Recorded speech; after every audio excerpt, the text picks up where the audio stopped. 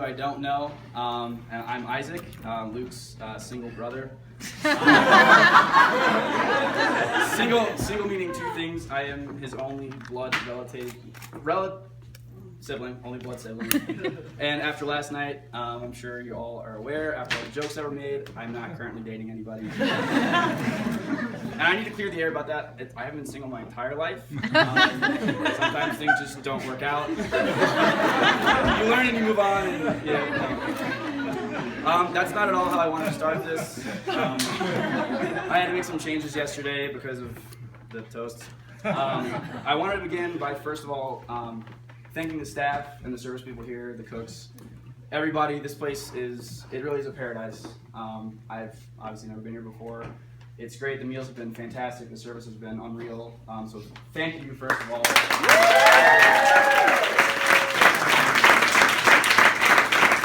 And obviously with that, we need to thank the Tolls for making this possible. So thank you guys as well. I prepared a few words for you guys tonight, mainly because Luke told me I had to. And as his wedding slave, I have to obey his.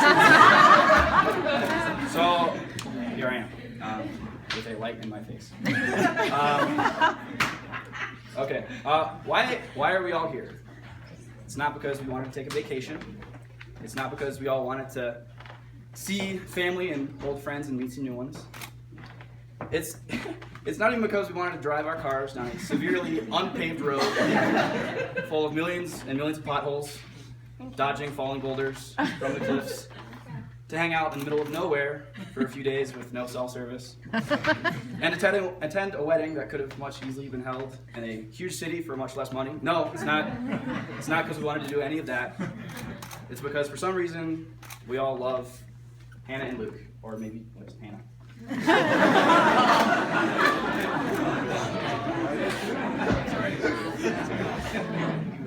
Now, I am excited to be up here tonight because after Luke told me that I'd be doing this, I was trying to figure out what I should say, and I realized that I could actually just do whatever I wanted to. So, I'm going to be up here, and I'm going to just make fun of Luke for a little bit. Hannah, I'm purposely leaving you out of this because I can't get in trouble for making fun of you.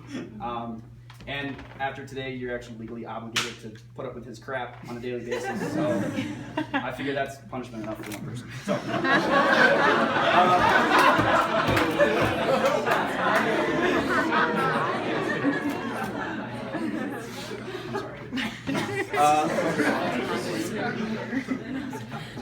for the majority of his life, up until his senior year of high school, Luke really didn't mess around with relationships and girls. Why? You may ask. Well, I'll tell you. Up until he met Hannah, Luke believed firmly, that any girl, was a distraction, and none were good enough for him. Because obviously, as we all know, Luke is smarter and more attractive than pretty much anybody else we all know. It's just a fact. As a high schooler at Jerseyville, girls would they would come to baseball games and wait at the fence after games. Just to talk to him, just to talk to him. And he gained the nickname of Hot Nerd from all the girls. You can ask Mom about that. It's actually a true thing, which I thought was hilarious. But none of this attention swayed his resolve, however. It would take until his senior year of high school, after he transferred back to Prynne, because he was literally too smart for Jerseyville. They had no classes to offer him, because he was too smart. It would take until his senior year for a girl to finally catch and secure his attention. Now, I remember the first time that I heard the news. I was at Emo's with my dad, a fine St. Louis pizza establishment. I was at Emo's, and we had just sat down in our booth, waiting for our food. He sits down across from me and he says, "Have you heard about Luke?" And Luke was living in St. Louis at the boys' dorm at this time, so I didn't really see him a lot. So I said no. I hadn't heard anything. And from the way he framed the question, I thought something terrible had happened. Maybe he got hit by a car. He had a weight room injury. Maybe a freak accident had happened that would scar his perfect, beautiful face for life. But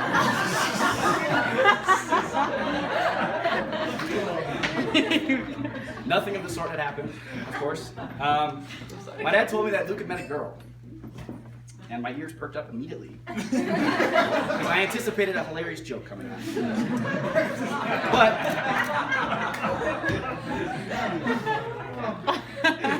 continued to talk.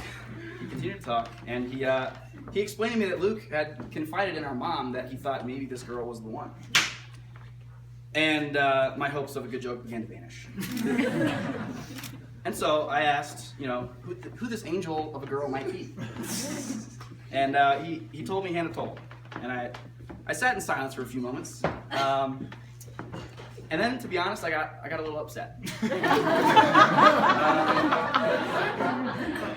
Because, I'll be honest, in my mind, Hannah was the most beautiful girl at school. And it just made sense in my mind that after a lifetime of being above any kind of relationship with any girl, being better than all of them, Luke would be gifted with a wonderful girl like Hannah. And I quickly got over my shock, and I accepted my new reality that Luke had a girlfriend. A year passed, and another, and a third, a fourth rolled around, then a fifth, and then I lost count.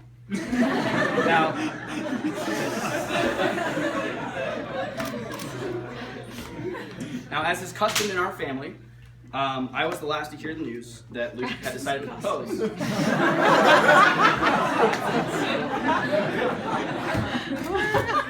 They never actually told me. I was walking by my mom, and she was on FaceTime with Luke, and they said something about a ring, and I was like, what ring? And my mom was like, oh yeah, he decided to propose. Like, oh, okay, thanks for telling me. Yeah. Not good news at all. Yeah. Whatever. Okay. Finally, and I was excited because finally Luke was going to have to be vulnerable and kneel before somebody.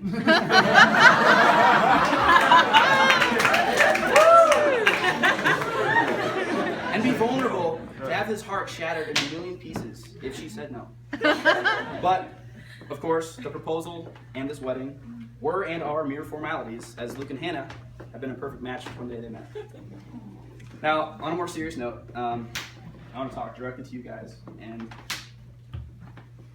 I'm going to have to read this, because I'm going to mess it up. I know I joke around a lot, and I'm sarcastic a majority of the time, but I want to thank you guys.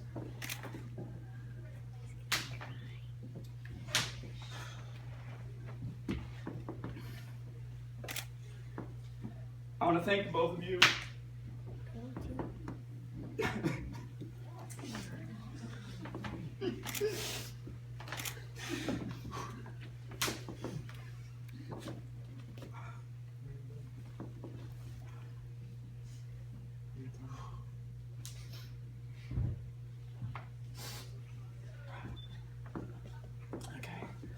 I want to thank both of you for being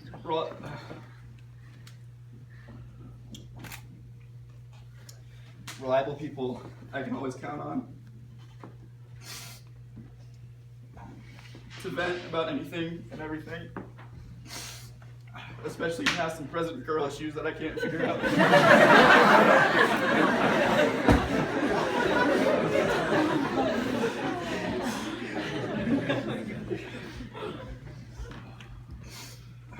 I want to thank you guys for demonstrating that a relationship can work no matter the circumstances if the two people involved are committed.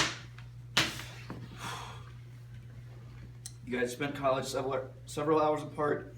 You rarely saw each other for the majority of your time together, and not even the Atlantic Ocean had the strength to separate you two. You've demonstrated in my eyes that true love is real, and that gives me hope. For that and everything else, I want to say thank you and congratulations. I love you both, and I wish you a continued lifetime of happiness together. Thank you.